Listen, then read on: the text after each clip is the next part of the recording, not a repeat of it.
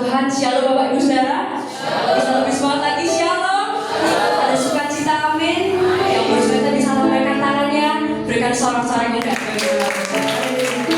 pada hari ini kita mau memulai ibadah kita dengan kita membaca firman Tuhan dalam Yeremia 17 ayat yang ke-7.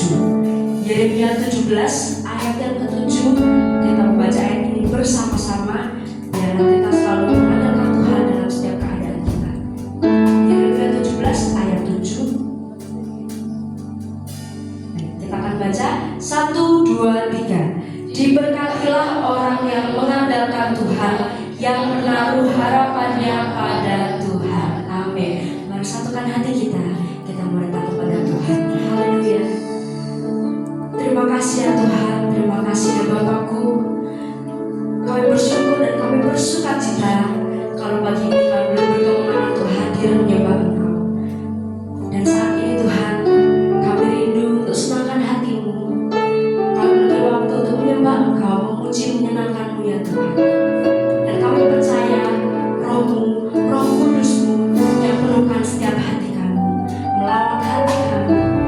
Dan setiap hati kami yang letih, Tuhan kuatkan. Hati yang sedih, Tuhan hiburkan. Sebab kami percaya dalam hadirat-Mu kami beroleh kekuatan yang baru, sukacita yang baru. Untuk itu Tuhan, kami percaya Kau berhadirat di tempat ini. Datanglah kerajaan-Mu dan jadilah kehendak-Mu di tempat ini seperti di surga.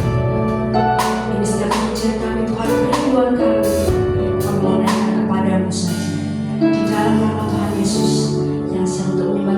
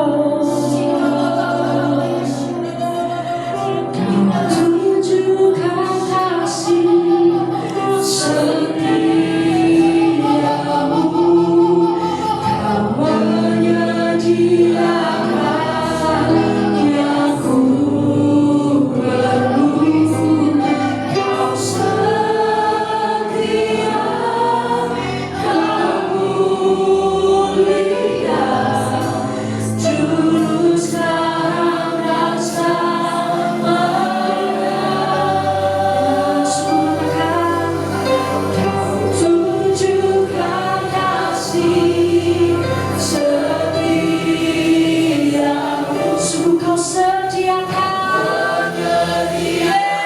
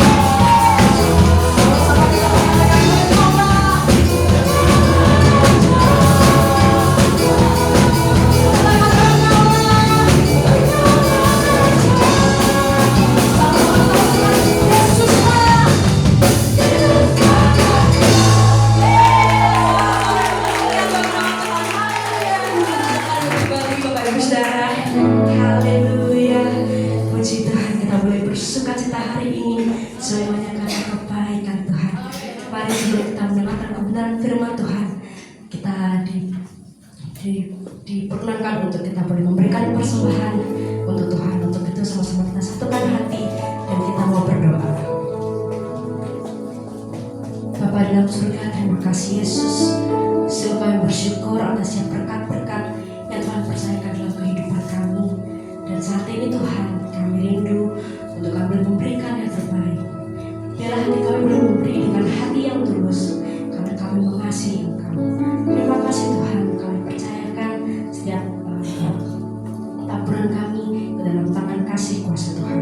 Di dalam nama Tuhan Yesus yang siap untuk memberikan terbaik bagi Tuhan. Sama-sama katakan amin. Mari kita persiapkan hati kita untuk kita boleh mendengarkan kebenaran firman Tuhan pada pagi hari. Hallelujah.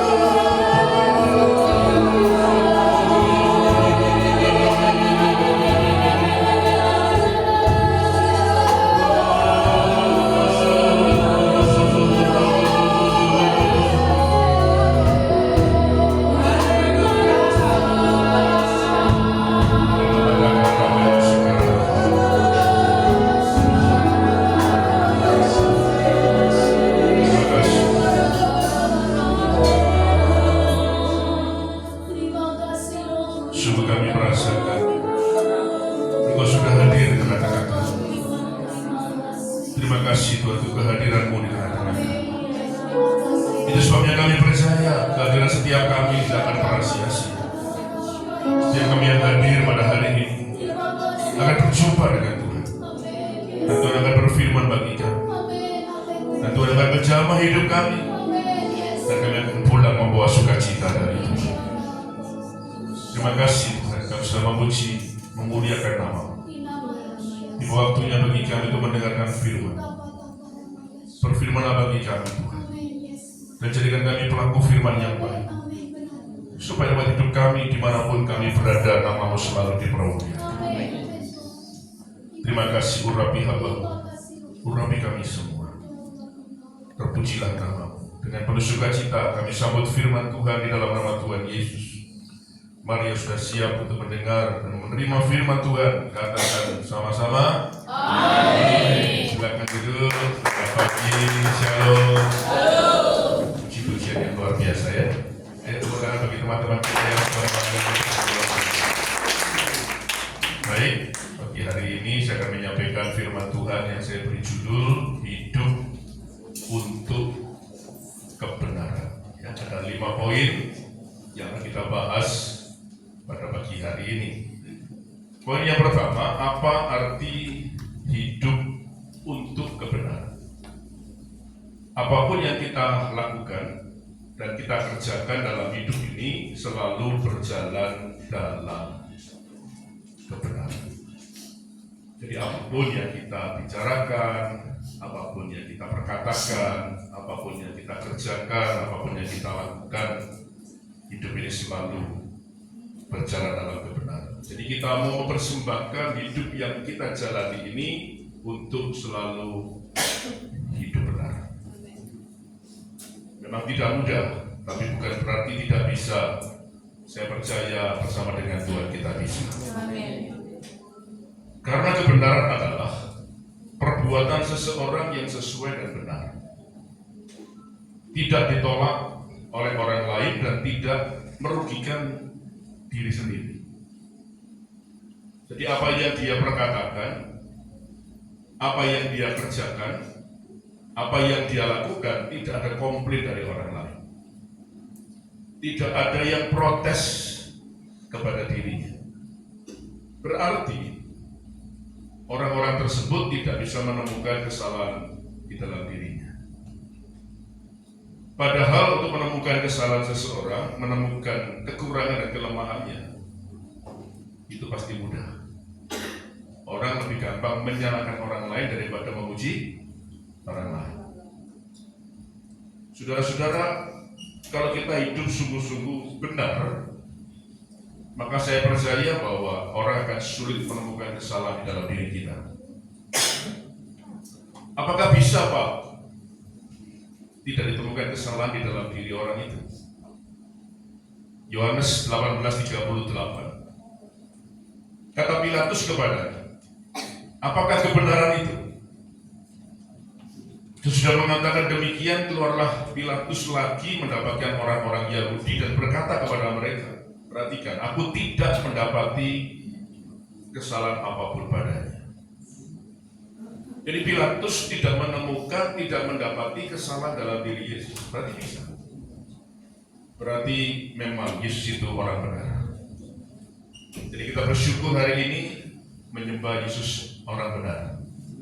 Di dunia ini, maafkan, selalu kita bisa melihat kesalahan orang-orang yang ada. Siapapun nama tokohnya. Tapi kita bersyukur kita hidup bersama dengan Tuhan Yesus dan Dia adalah orang benar. Itu benar bagi kita. Yang kedua, dalam hal apa saja sih kita harus hidup benar? Saya taruh di urutan pertama, kita harus hidup benar di dalam perkataan kita. Amsal 10:19 mengatakan di dalam banyak bicara itu banyak pelanggaran. Di dalam banyak bicara, terjemahan lain mengatakan banyak salahnya. Sekarang saya ke sebelah mau bocor kakek ngomong bilang. Orang kakek ngomong, kakek salah. Ya. Jadi tahan diri. Kadang-kadang kita ngomong itu gak terkontrol. Makanya lebih baik cepat mendengar tapi lambat berbicara. Tapi orang sekarang cepat bicara lambat mendengar. Ngomong dhisik terus mikir, keliru, terus lambat. Kenapa suruh cepat mendengar? Supaya dipikirkan. Kalau ngomong itu dipilih kata-katanya, dipilih kalimatnya, ditata intonasinya supaya nggak salah. Karena perkataan yang salah bila menyakitkan nggak bisa ditarik kembali. Si ngomong lali, si disakiti, sakit hati dibawa mati katanya. Makanya dipikir dulu supaya kata-kata yang keluar itu benar. Nah, terutama saya soroti banyak orang itu gampang bohong. Enteng itu jadi orang. Ayo tanya ya, siapa jemaat di sini yang tidak pernah bohong? Angkat tangan. Pak ya, jemaatmu bohong kan? Saudara, begitu gampangnya orang itu berbohong, bujuki orang. Orang itu kalau berbohong sekali, biasanya untuk menutupi kebohongan yang pertama, dia pasti bohong lagi. Terus, bohong terus. Nanti sampai suatu hari ketahuan, waduh, ini bocor, ini bohong. Akhirnya kita nyesel, ngomong bener pun gak diper. Jangan marah kepada sekitar kita yang kemudian gak menghargai kita, bahkan gak percaya kepada kita. Karena apa? Pernah dibohongi. Ya memang, mau jujur itu kadang ada resikonya. Tapi menyelesaikan masalah, justru bohong menambahin masalah. Seorang suami misalnya terlambat pulang kerja, ditanya, kok telat? Tante bos itu rumah, suwi, nempeli suwi, ngantri mana? Minggu depan pulang kerja terlambat lagi, ditanya, dia mikir minggu lalu bohong apa ya kan? Capek kan? Orang bohong itu capek. Oh, meeting, bukan meeting, meeting. Terus minggu depannya lagi ditanya, lah kok pulangnya terlambat? Minggu lalu, bohong apa ya? Jadi orang bohong itu capek karena berusaha mikir kemarin ngomong apa. Tapi kalau sudah jujur selesai. Nanti ditanya nggak perlu mikir, betul? Nggak perlu mengingat, karena kita jujur. Dan orang yang dibohongi begitu ketahuan, pasti mangkal. Yang masuk bujuk kita, sakit sudah. Orang dibohongi itu menyakitkan. Nanti kalau kita bohong terus sampai ketahuan dari percaya lebih susah lagi kita. Tahun 2003, 2004 saya bekerja di properti, broker, bahasa Belandanya itu makelar. 2004 properti raminya luar biasa. Sampai saya kenalan dengan seseorang. Orang ini banyak belinya, kadang ya jual, tapi banyak belinya. Nah biasanya ngasih komisi itu yang jual. Tapi orang ini aneh. Bahkan mungkin satu-satunya yang jadi klien saya, dia beli malah ngasih uang.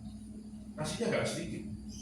Saya bilang nggak usah, yang ngasih itu jual, karena merasa dijualkan. Ngasih uangnya enteng gitu. Tapi suatu hari saya dapat surat cinta dari Polda Jawa Timur bagian narkoba. Nah, pernah seumur-umur dapat surat cinta kayak begini. Saya juga bukan pemakai narkoba, bukan bandar. Akhirnya ketangkep.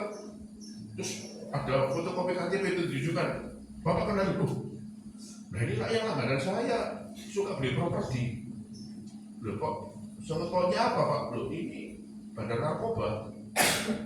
Ada satu bandar narkoba besar di Surabaya yang sempat mau dihukum mati juga. Dia bilang, ini anteknya, ini tangan kanannya. Bapak kenal. Saya ini ngajar integritas di AP Institut. Saya belajar untuk berkata apa adanya, jujur supaya tidak capek tadi. Saya cerita, ngomong, dia tanya transaksi apa aja, saya sebutkan semua. Lalu lupa ya ngomong lupa, lali ya lali, tidak ingat ya tidak ingat.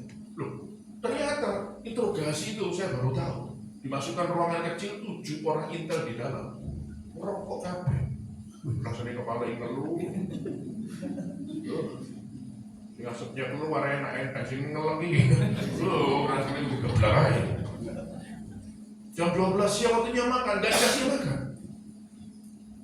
Ya apa? Dan ternyata mukanya macam-macam. Notalisnya siapa aja? Kan bingung, ini pernah gimana?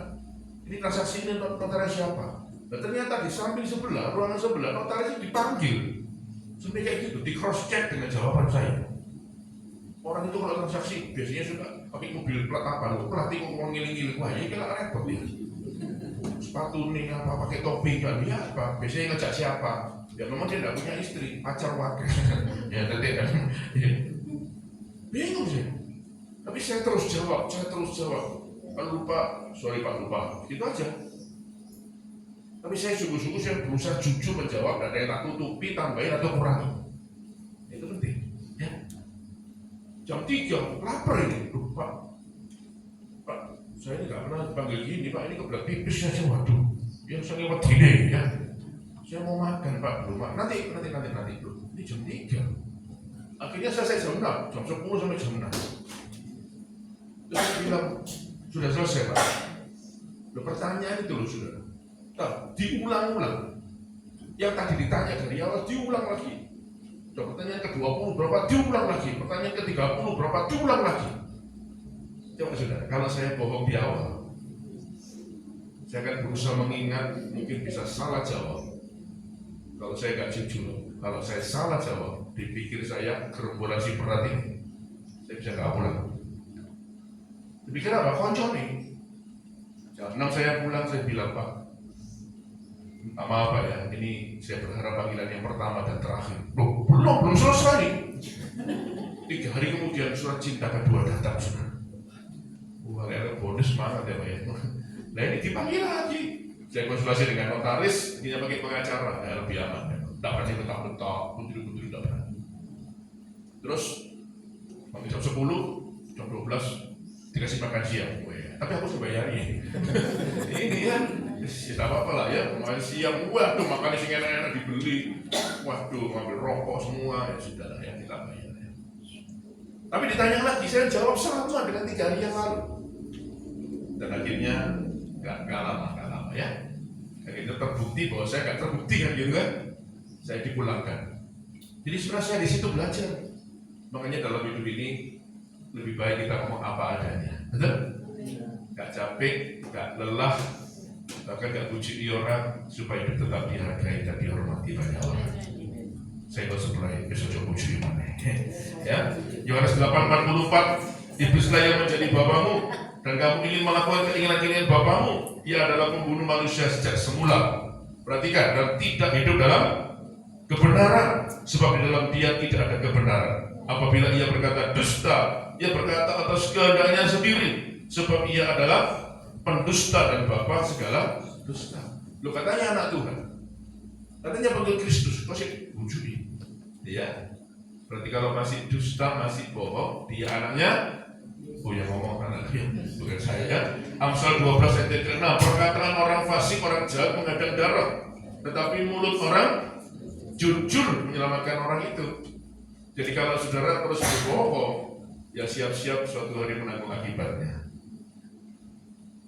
Yang kedua, tingkah laku atau perbuatan. Dalam hal apa saja kita harus hidup benar dalam tingkah laku dan perbuatan. Saudara-saudara, kadang ini kita tahu sebetulnya bagian-bagian mana dalam hidup kita ini yang perlu diubah dan bagian-bagian mana yang perlu ditinggalkan. Tapi anehnya orang itu tidak mau berubah.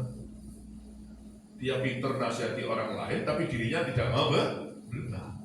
Dia nyuruh orang lain berubah, dirinya tidak pernah mau berubah. Ini yang susah. Pintar ngomong, tapi dirinya tidak ngelakoni, kan susah.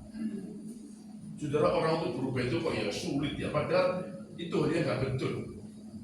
Yang main judi misalnya, terus mulai, ya suwe-suwe keuangan, pekerjaan semua hancur, saudara, sudah pasti.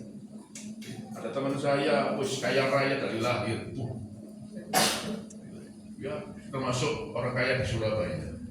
Lu main gitu-gitu, manikir lah, ya itu kan termasuk judi. Robot trading kemarin korbannya banyak. Salah satu anak teman saya pendeta di penjara sekarang. Kadang-kadang ya memang bukan pelakunya, masih ada big bossnya. Itu berapa T? 5 T. Loh ya kan? Belum lagi Indosuria 100 sekian T. Jadi teman saya ini sampai 200 miliar habis. Gara-gara main-main begitu. Penyesalan, dia sudah terlambat. ya kan? Makanya hati-hati. Ya, dalam hidup ini perlu hati-hati. Harus segera berubah, bertobat. Saudara suka main perempuan misalnya, ada yang suka main perempuan, dia terus-terus rumah tangga wajar. Yang suka minuman keras, ya terus-terus ginjalmu, levermu pasti jebol. Semua tinggal tunggu tanggal mainnya, sekarang masih ekstra. Sudah tahu makanan ini gak sehat, terus ya pasti sakit. Kayak siapa? Ya kayak ini, saudara. Dulu saya pemain basket sering pertandingan, mewakili sekolah, ke mana-mana. Saya dulu gabung grup CLS Surabaya. Saya pelari, setiap hari lari. Tak pikir lemaknya terbakar, lemak itu susah terbakar, yang terbakar itu kalori. Saya mikir dengan olahraga pasti terbakar semua, makanya makanan tak hajar semua. Seminggu 3 kali soto madura. Ya tidak apa-apa sih sebetulnya, tapi jeruannya tak makan semua, sampai sum-sum tak sedoti semua enak. Pokoknya saya duduk di warung itu, keluar sekentelnya Pak, gede gitu Pak. Terus dikasih sedotan sama kayak bau kecil gitu. Terus ditusuki gitu dihancur kuah panas kecil kuat macam di dalamnya kuah ini suatu itu enak nanti utang kok ada yang udah belum makan sama seminggu 3 kali. Belum kalau pelayanan saya sama Pak Us ini teman setia sudah 36 tahun pelayanan sama Pak Us. Kita merintis berdirinya gereja Pasuruan sampai Bali. Tiap minggu keliling sama Pak Us ini mendirikan gereja. Loh daerah situ makanya Pak Us rawon saudara. Justru tanya rawon manapun kita tahu. Apalagi Pak Us ini sopir tertengki lah karena ini semuanya ya. Dan utang-utang enggak ya. Wah rawon dengkul, mau lidah, mau apa ya aja. Semua. 2017 nut. Tapi kan eksternal ya. Teman-teman pada mati. Stop. Ini ya belum mentas kabeh. Periksa oleh BPJS ya 9 kali proses. Ya puji Tuhan masuk Siloam Surabaya langsung kata itu. Padahal treatment lolos menurut saya. Eko tak apa-apa tak enggak. Semua oke. Masuk kateter. Sampai dokternya gini, loh, hasilnya ini tidak apa-apa. Ya memang saya olahraga terus sampai sekarang. Tapi butuh 80%. Atas bawah lagi, Pak, bikinnya telat. Ada yang lepas platnya. Bisa innalillahi katanya. Iya nek innalillahi. Nah, lihat macam lagi nih, setruk, waduh berat. Desember 2017 ring 1, Desember 2018 ring 2. Jadi cincin kami ini tak pindah, ada ringnya di sini sudah. Sudah tahu makanan gitu loh ya. Jadi kita tahu mana-mana nggak betul, nggak baik, diperbaiki dong, bertobat, berubah, sebelah berubah, bilang gitu. Pokoknya sesuatu yang tidak baik, pasti suatu hari kita menemui yang buruk. Semua tinggal tunggu waktu. Loh, orang merokok aja suruh berubah susahnya setengah mati. Apa saya itu perokok berat yang meninggalnya TBC. Kadang muntah darah, kecuali batu darah. Tapi yang orang itu berbuat salah, berbuat dosa, dinasihati itu ngelawan. Itu ono alasan ini. Jadi kalau noleh sebelah mau ngapus. Dia ngomong itu ngamuk. Bapak saya sama, dinasihati adik saya, Pak rokok TBC sudah, semua TBC yang meninggal. Tapi dia bantah loh, kamu itu udah ngerti loh. Oh cacing gitu. Rokok itu ada untungnya. Nah ini dengan sing rokok seneng. Ada untungnya. Oh pasti mau untungnya. Loh 2. Yang pertama rumahmu nggak pernah bisa kemasukan maling. Loh iso Pak, lo kan waktu terus. Waktu maling mau masuk gak situ buru-buru. Sekarang nombor nih katanya. Nah yang kedua Pak lo, hebat ini, denger no. Orang ngerokok itu nggak bisa ubanan, kok iso? Ya burung ubanan harus mati katanya. Jadi rambutnya nggak bisa putih karena belum putih sudah mati katanya begitu. Jadi orang berdosa salah itu alasan itu wae. Coba lihat ini Amsal 4:13. Takut akan Tuhan ialah membenci kejahatan. Tuhan nggak suka. Orang aja nggak suka, apalagi Tuhan. Aku benci kepada kesombongan, kecongkakan, tingkah laku yang jahat dan mulut penuh dengan tipu muslihat. Saya percaya hari ini kalau kita bertobat, Tuhan menerima kita menjadi anaknya kembali. Amin. Dipulihkan ya, bahkan diberkati oleh Tuhan. Berikutnya sikap sekarang. Titus 3 ayat 2 dikatakan begini, janganlah mereka memfitnah, janganlah mereka bertengkar, hendaklah mereka selalu ramah, bukan marah ya, dan bersikap lemah lembut terhadap semua orang.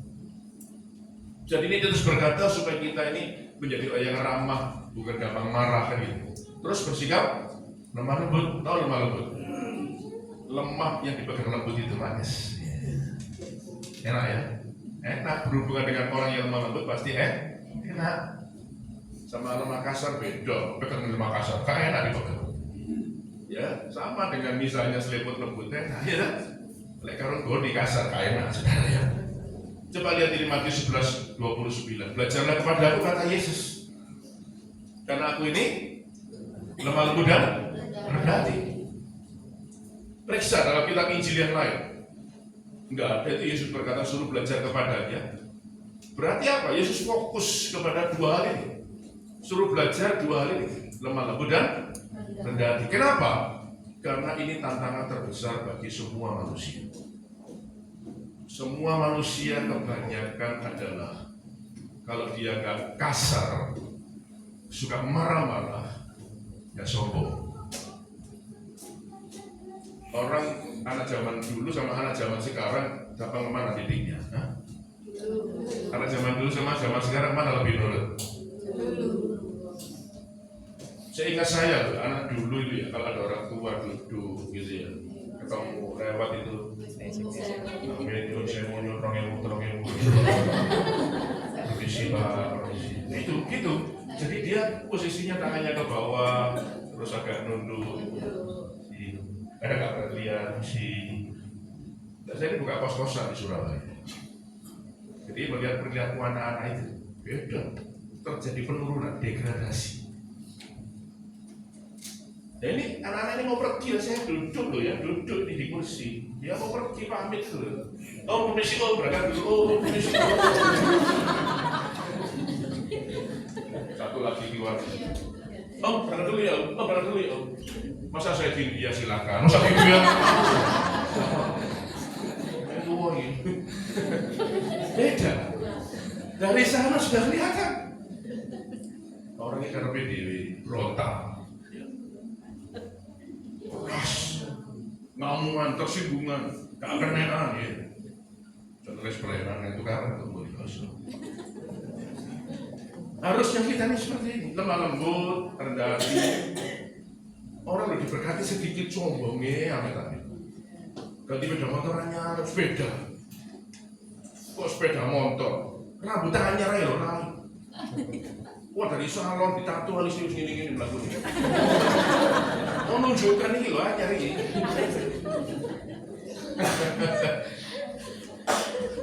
Ibu-ibu pegang tas baru sama lama bisa beda bu. Kalau tas lama itu diem tasnya. Ya, tasnya anyar. Itu gak sadar. Itu karena sifat dasar manusia. Lo anak kecil diberikan sepatu baru, gak usah diajari. Wedok mana? Keluar rumah, anak kecil diberikan sepatu baru. Isu kami kocok-kocok nih, sepatu anyar, sepatu anyar. Ya ya. Siapa sih ngajari kamu no? Tapi boleh di rumah, gak tahu. Iya. Begitu dapat posisi kedudukan, wih, isu arogan. Dulu diomongin nurut, sekarang nantang. Dulu nunduk, sekarang nanduk sudah. Berat, apalagi merasa dibutuhkan. Waduh, saya kasih tahu nih. Tuhan akan memberkati kita, berkatnya bisa dipindahkan ke orang lain. Tuhan gak pakai kita, dia bisa pakai orang lain. Berarti kita bukan siapa-siapa. Kalau hari ini kita ada, kita punya, siapapun kita, semua karena anugerahnya. Kita bertangan bagi dia. Saya beritahu, kalau Tuhan percayakan sesuatu yang lebih baik dalam kehidupan ini, kita masih bisa rendah hati dan lemah lembut. Kepercayaan Tuhan yang lebih besar akan Tuhan berikan dalam hidup kita. Dan guru-guru sudah berubah, hati-hati. Alkitab berkata itu awal sebuah kehancuran. Kita kita ini tidak ada apa-apanya dan bukan siapa-siapa. Ini lu Samsung, sudah S23 gak sombong. S1 aja sombong, S2, S3, itu lah S23 Pak ya. Masih rendah di Samsung. Gak bunga-bunga dong? Enggak, diem. S23, sarjana 23 itu. Sekarang masalah bekerja. Kalau kita bekerja, kita harus membangun nama baik. Nama baik itu hampir sama dengan reputasi. Nama baik itu tidak bisa muncul dengan sendirinya. Nama baik itu harus diusahakan dan diperjuangkan. Siapa yang memperjuangkan? Kita. Dikatakan begini, nama baik itu lebih berharga daripada kekayaan yang besar, nama yang harum lebih baik daripada minyak yang mahal. Ketika kita punya reputasi yang baik, kalau kita nanti kerja apapun, akan mendatangkan referensi dan rekomendasi.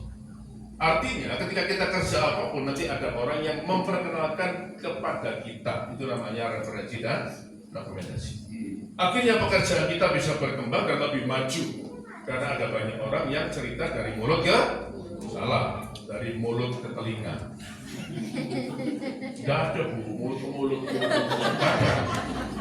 Di bahasa Indonesia tolong dibenarkan, dari mulut ke telinga. Dari mulut ke mulut tak dibenarkan, nggak boleh. Itu catatan orang dewasa. Iya kan? Begitu orang memperkenalkan usaha kita, bahkan dia ngomong, kamu hubungan sama dia aman, oke, baik, maka pekerjaan kita akan berkembang dan maju. Jadi sesungguhnya gini, yang menutup jalan hidup kita itu kita, yang membuka jalan hidup kita ya kita sendiri. Ketika kita punya nama baik, semua akan menjadi lebih mudah, betul? Tidak hanya bagi kita, nah saya ulang, kalau kita punya nama baik, tidak hanya menguntungkan bagi kita, menguntungkan juga bagi anak cucu kita. Karena gajah itu mati meninggalkan ganti. Harimau mati meninggalkan belangnya. Kalau manusia mati, lu meninggal utang, bukan? Tinggal nama baik. Utang, soal anak cucu. Ya, ayo jaga. Saya percaya nanti berkat Tuhan akan mengalir dalam hidup kita. Berikutnya melayani sekarang. Titus 2 ayat ke-8. Saya dan tidak bercela dalam pemberitaanmu sehingga lawan menjadi malu karena tidak ada hal yang buruk yang dapat mereka sebarkan tentang kita. Apalagi melayani, waduh, harus menjaga hidup kita sampai tidak ada orang bisa melihat hal yang buruk dalam kehidupan kita.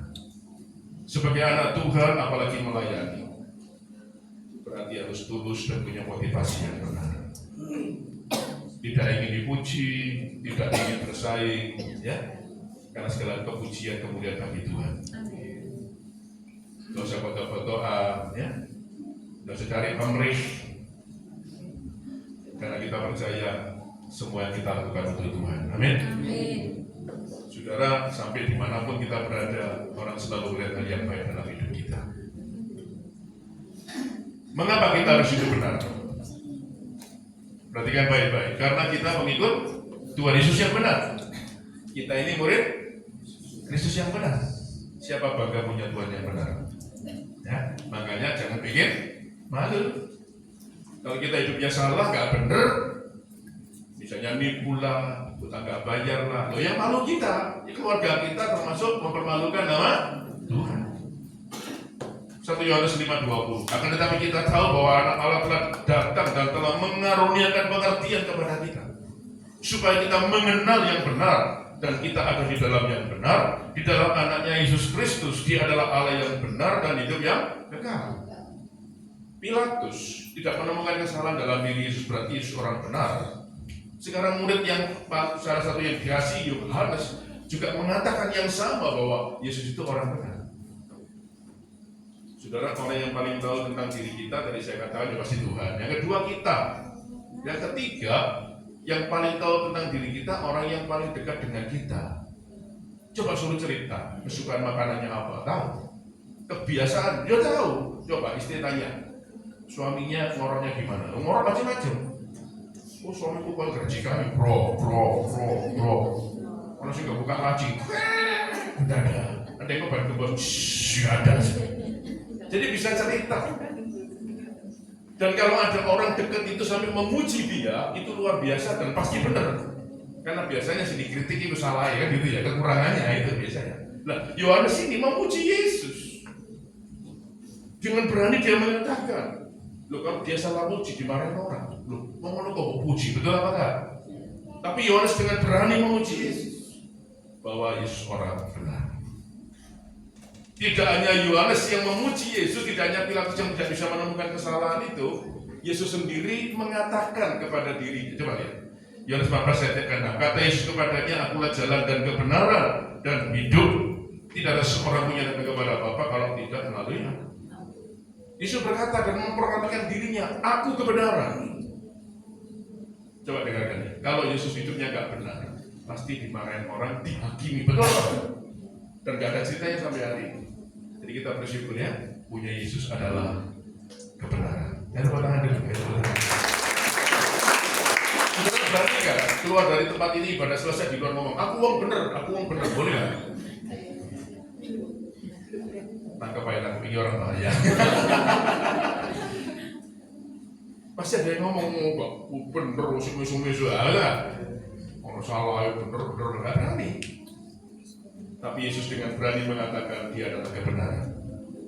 Dan sampai hari ini tidak ada yang menyangga satupun. Berarti memang benar Yesus kita adalah kebenaran. Next, hidup benar akan membuat kita hidup damai. Apa artinya? Hidup kita menjadi tenang karena kita bisa diterima oleh banyak orang. Betul nggak?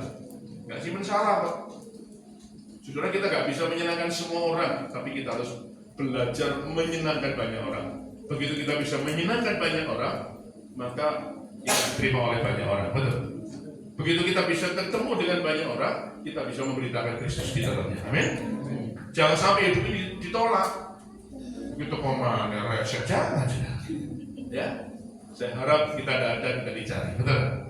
Jangan sampai kematian kita ditertawakan orang, tapi ditangisi orang. Betul. Karena apa? Hidup kita ini menjadi teladan dan berkat. Hidup benar adalah fondasi untuk membangun relasi atau hubungan dan kepercayaan dengan orang lain. Begitu kita menjadi orang benar, bisa dipercaya, maka kepercayaan yang lebih besar akan datang. Kita akan dipercaya sesuatu yang lebih besar. Hidup benar akan menjadikan kita pribadi yang otentik. Orang tahu kita orang benar. Artinya gini, kalau nama kita disebut, orang ngomong gini, dia orang benar, ini orang baik. Jangan sampai nama kita disebut, kamu kenal itu, hati-hati loh, hati-hati bahaya, gak bahaya, tak hubungan sama orang itu gak bahaya, tak ini. Iya, jangan sampai gitu, kan sedih gitu ya. Kemudian apa lagi? Hidup benar akan menumbuhkan sikap percaya diri. Jadi apa? Gak ada yang ditakutkan. Ya, jadi ketemu siapapun, it's okay gitu ya. Hidup benar akan menyiapkan kehidupan mental dan spiritual. Jadi happy, jadi penuh dengan suka. Orang itu kalau simpan salah, ada tujuan menjadi terdakwa. Hidup itu nggak nyaman, mukanya kusut, banyak mendang bulat jemplung aspal, robot. Iya, tapi kalau nggak punya salah, happy dia, tenang. Coba, anak kita kalau pulang sekolah punya salah, namanya apa? Namanya gini-gini, mikir-mikir kan. Coba kalau hidupnya nggak ada masalah di sekolah, pulang itu happy, halo, bener ini. Jadi ini saya ngomong, suami-suami pulang rumah sampai menuntut tanya orang masalah. Ya, nggak bener ini. Loh iya. Orang yang wajahnya happy, sukacita, ya pasti hatinya bersih, hidupnya benar. Tolong sebelah sekarang pulih, terlalu sebelah. Ngantuk Pak, bisa tidur Pak. Senyum, berusaha gigi Pak. Apa diampuni sudah? Ya, saudara-saudara saya tahu hidup benar itu nggak gampang, tapi bukan berarti nggak bisa. Amin. Kalau mau bersama dengan Tuhan kita bisa. Yang keempat, keuntungan kalau kita hidup benar. 1 Petrus 3:12. Sebab mata Tuhan tertuju kepada orang-orang benar dan telinganya kepada permohonan mereka yang minta tolong. Yakobus 5:16b. Doa orang yang benar, doa orang yang benar, bukan doanya yang benar ya. Bila dengan yakin didoakan sangat besar kuasanya. Jadi kalau orang ini hidupnya benar, permohonannya didengar, dikabulkan oleh Tuhan, bahkan sangat besar kuasanya. Ini janjinya. Kenapa kadang doa nggak tembus ke surga, nggak tembus ke hadirat Tuhan? Ya saya mengatakan begini, 59. Karena kejahatan, dosa, dan kesalahan kita yang menghalangi doa kita sampai kepada hadirat Tuhan. Itu jelas. Jadi berarti kalau kita hidup benar, doa kita sampai hadirat Tuhan. Amin.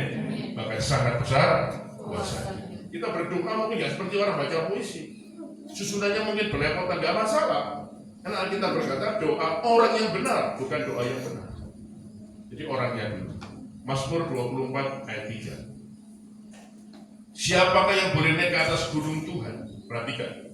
Artinya siapa yang boleh masuk hadirat Tuhan? Siapakah yang boleh berdiri di tempatnya yang kudus? Orang yang bersih tangannya, orang benar dan murni hatinya, yang bersih, yang tidak menyerahkan dirinya kepada penipuan dan yang tidak bersumpah palsu. Jadi orang itu kalau hidupnya benar, kapanpun datang kepada Tuhan, 24 jam diterima oleh Tuhan. Ya bebas. Saudara pasti punya handphone semua ya. Siapa yang nggak punya handphone? Ya. Di dalamnya pasti ada memori phonebooknya nama-nama itu banyak, ribuan ini. Di antaranya kita ada yang suka berbuat jahat sama kita tahu dia nggak bener, mungkin utang belum bayar ya Pak ya. Begitu nomor itu keluar, ini mana? Ngomong-ngomong kita belum diterima ya, mampu telepon mana? Resep, mau nggak bener, cuma milih punya, kita nggak mau terima, karena kita tahu dia orang yang nah, adalah kita datang ke rumah, kita ngintip dari korden kaca buka. Apa kita ngomong barang masih utang, malu soal ngomong sama salah satu di rumah, ngomong saya repot ngomongin, gua yang meneng-meneng. Kita nggak mau terima, nggak mau masukkan dia ke dalam rumah kita. Tapi coba yang telepon sahabat, wongnya api, rene, halo, ayo, ya tak? Bisa ngomong lama. Kalau ada orang yang datang ke rumah, halo, tolong apa panganan dia tak? Dijauh. Kenapa? Menyenangkan orang ini. Sama kalau kita menyenangkan Tuhan, Tuhan pasti menyenangkan hidup kita. Ayo tepuk tangan lagi. Yesaya 33 sekarang 15-16 saya baca di awal dan akhir ya. Orang yang hidup dalam kebenaran, ini ada ayatnya tuh. Saya ulang, orang yang hidup dalam kebenaran di bawahnya dikatakan rotinya disediakan, air minumnya terjamin. Artinya segala keperluan kebutuhannya dicukupkan oleh Tuhan. Orang tersebut hidupnya pasti tidak akan mengalami kegagalan. Artinya apa? Tuhan memperhatikan hidup orang itu. Sekarang yang kelima, yang terakhir. Biasanya kalau pembicara berkata, ini yang terakhir, ada kelegaan di dalam jiwanya. Mari, haleluya. Sebenarnya berarti sarapan nah, ini yang kelima, akibat kalau hidup tidak benar. Ini perlu dijamkan baik-baik ya. Amsal 3:32-33. Karena orang yang sesat, hidupnya gak benar, adalah kekejian bagi Tuhan. Tetapi dengan orang jujur, dia bergaul rapi. Kutuk Tuhan ada di dalam rumah orang fasik, orang jahat. Tetapi tempat kediaman apa? Orang benar diberkatinya.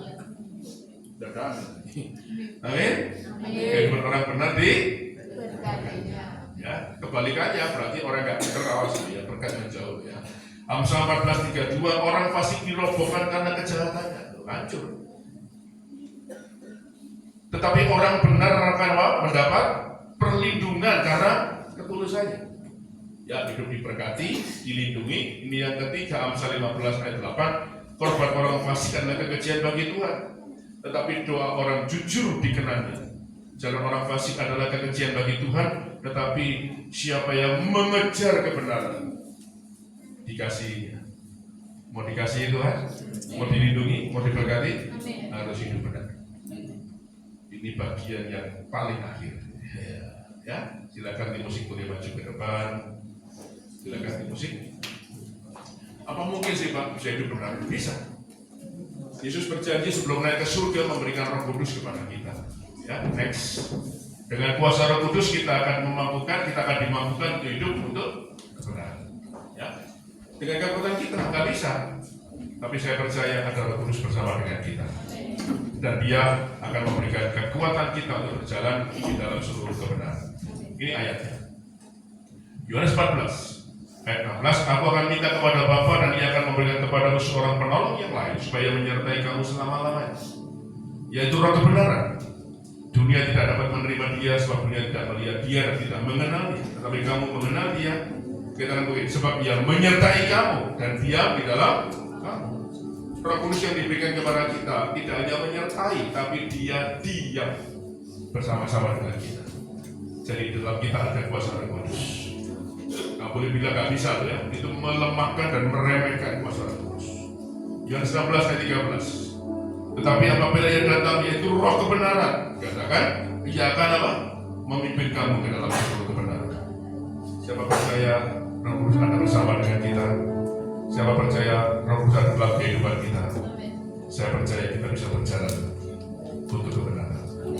Amin. Mari kita bangkit berdiri, nyanyikan sebuah lagu Yesus Kau Kebenaran. Terima kasih. Yesus Kau kebenaran.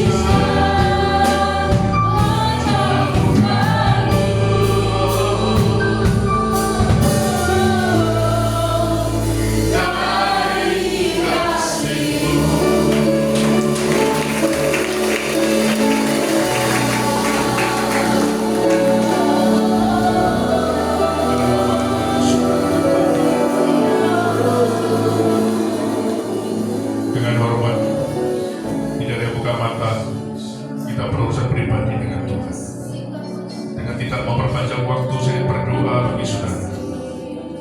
Kalau hari ini ada hidup yang tidak benar, itu yang paling tahu mana yang harus diubah.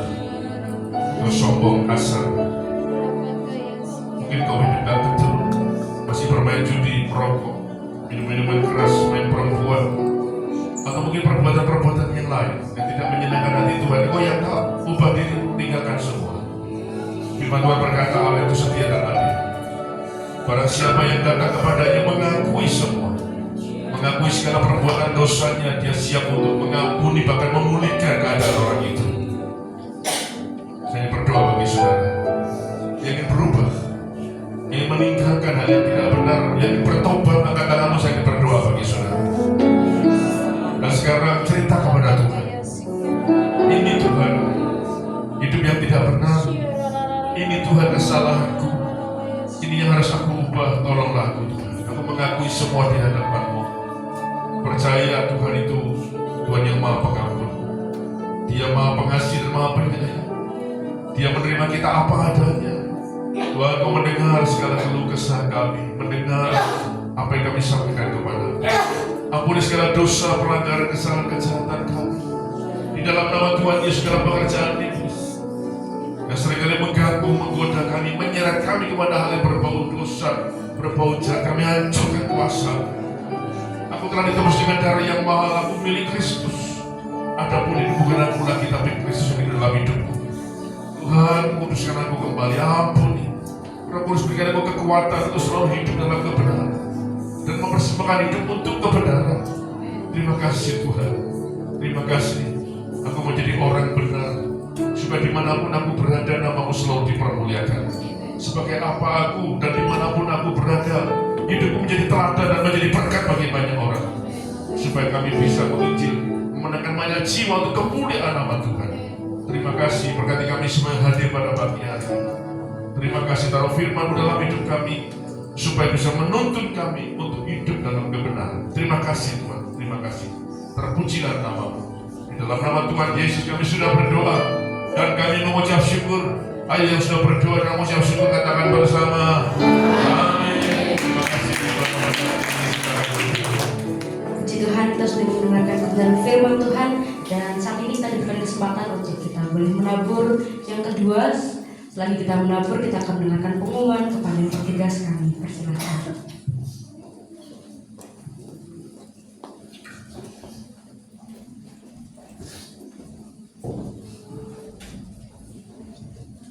Puji nama Tuhan, Shalom, kekasih Tuhan.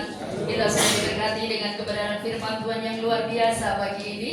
Biarlah terus membawa kehidupan kita untuk senantiasa hidup dalam kebenaran. Bukan hanya kita menjadi orang benar, tetapi orang benar yang hidup dalam kebenaran. Ya, puji nama Tuhan. Kita akan mendengarkan beberapa pengumuman pagi hari ini, kekasih Tuhan. Pengumuman hari ini, hari Minggu tanggal 17 Maret 2024. Yang pertama, kami seluruh keluarga besar Betani Nganjuk mengucapkan terima kasih kepada Bapak Pendeta Jayadi yang sudah memberkati kami dengan kebenaran firman Tuhan pagi ini. Tuhan Yesus memberkati, Tuhan pakai lebih lagi bagi kemuliaan Tuhan, dan Tuhan selalu beri kesehatan yang sempurna. Puji nama Tuhan. Saudaraku, untuk ibadah sepekan tetap berjalan sesuai dengan jadwal, ya. Saya hanya mengingatkan untuk besok hari Senin jam 6 sore ada doa pelayan di tempat ini. Seluruh pelayan Tuhan wajib hadir. Dan selanjutnya di hari Selasa jam 11 siang kita akan bertemu kembali di tempat ini di dalam doa puasa. Dan di hari Selasa juga ada ibadah WBI, untuk itu para wanita bisa hadir di dalam ibadah wanita Betani Indonesia, ya, Gereja Betani Nganjuk pada hari Selasa, yaitu dengan jam yang sama, jam 6 sore. Wanita yang mengasihi Tuhan pasti setia beribadah, ya. Mari wanita Tuhan, bangkitkan rohmu menjadi wanita-wanita yang mengasihi Tuhan, wanita yang selalu melekat kepada Yesus Kristus Tuhan kita. Puji Tuhan. Dan selanjutnya kita bertemu kembali kekasih Tuhan di hari Rabu. yaitu di dalam ibadah family altar, dan minggu ini bertempat di rumah Ibu Susana, Jalan Sersan Harun. Bagi Bapak Ibu Saudara yang belum tahu rumahnya, bisa kumpul di gereja jam 5:30 ya, untuk kita boleh berangkat bersama, yaitu di rumah Ibu Susana, Jalan Sersan Harun. Selanjutnya kita bertemu kembali di hari Kamis kekasih Tuhan di dalam ibadah doa malam dengan jam yang sama, yaitu jam 6 sore. Dan para youth akan kembali berkumpul di dalam youth service setiap hari Sabtu jam 18.30 atau 6:30 malam ya. Dan selanjutnya selesai ibadah raya ini, yaitu ibadah Betanikit, ibadah anak-anak sekolah minggu. Para bapak ibu yang sudah membawa anak-anak bisa hentikan sebentar ya, supaya anak-anak kita juga dididik dalam kebenaran. Seperti tadi kita sudah mendengar bahwa mendidik anak zaman dulu dengan zaman sekarang ya, itu lebih mudah. Zaman dulu ya, orang tua baru lihat anaknya, istilahnya orang Jawa itu melilit gitu.